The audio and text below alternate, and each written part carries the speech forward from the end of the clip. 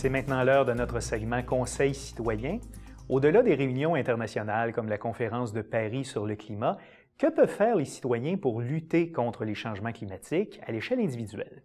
Alors, pour nous donner quelques trucs, on accueille sur le plateau Isabelle Saint-Germain. Elle est directrice principale d'Équiterre. Madame Saint-Germain, bonjour. Bonjour. Merci d'être avec nous aujourd'hui. Ça fait plaisir. Je veux profiter de votre présence sur notre plateau pour parler un peu justement de la conférence sur le climat Paris 2015 qui aura lieu bientôt.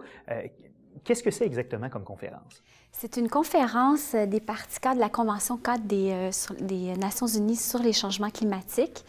Et ce qui est particulier de cette année, cette conférence-là va avoir lieu du 30 novembre au 15 décembre.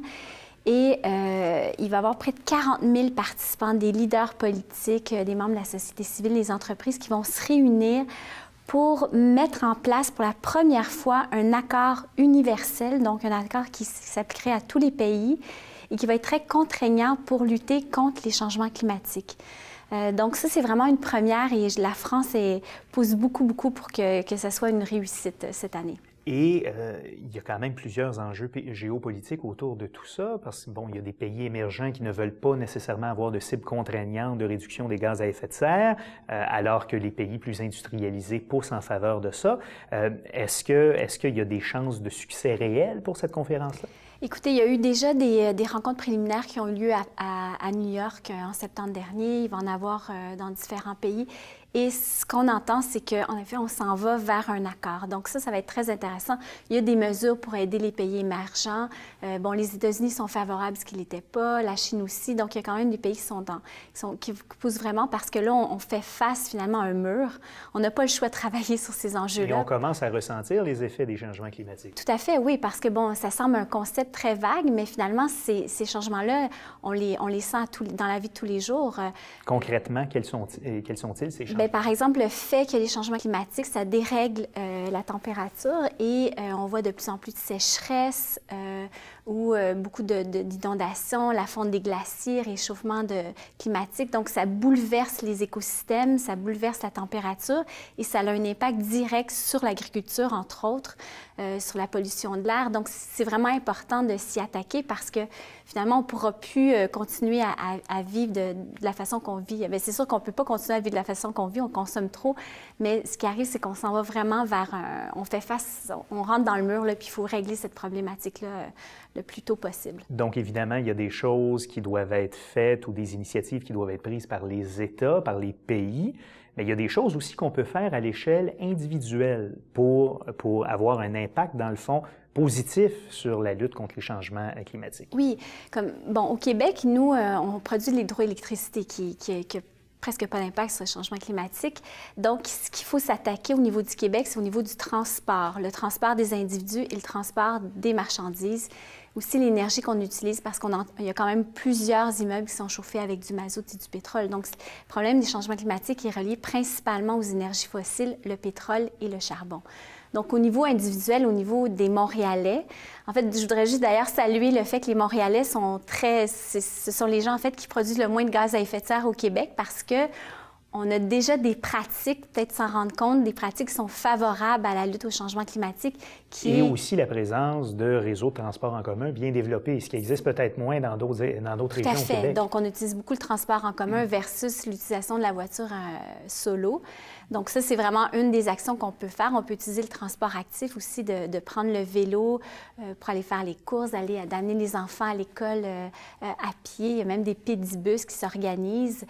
Donc, au niveau du transport, il y a plusieurs choses qui est possible de faire à Montréal, mais toutefois, il y a encore beaucoup de gens qui utilisent leur voiture pour aller faire des courses à quelques kilomètres quand ils pourraient certainement utiliser le vélo ou la marche. Donc, ça, c'est vraiment les premières actions. Et au-delà de ça, lorsqu'on fait nos courses, par exemple, quand c'est le temps d'acheter des fruits et des légumes, on peut avoir un impact favorable sur la lutte contre les changements climatiques en achetant local.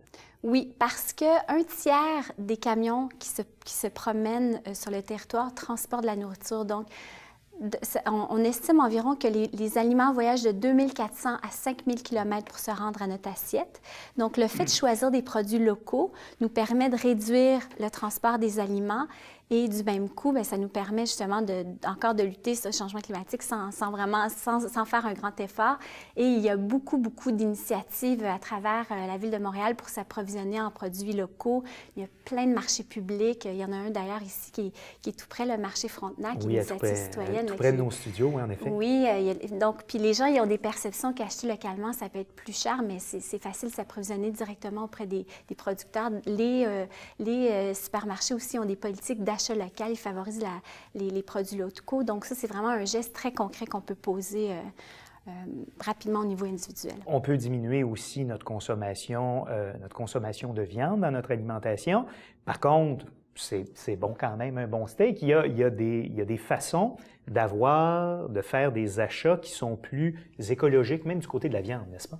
Oui, tout à fait, parce que au-delà du transport, en agriculture, l'agriculture a quand même de l'impact sur la production de gaz à effet de serre, surtout en ce qui concerne l'élevage de bovins.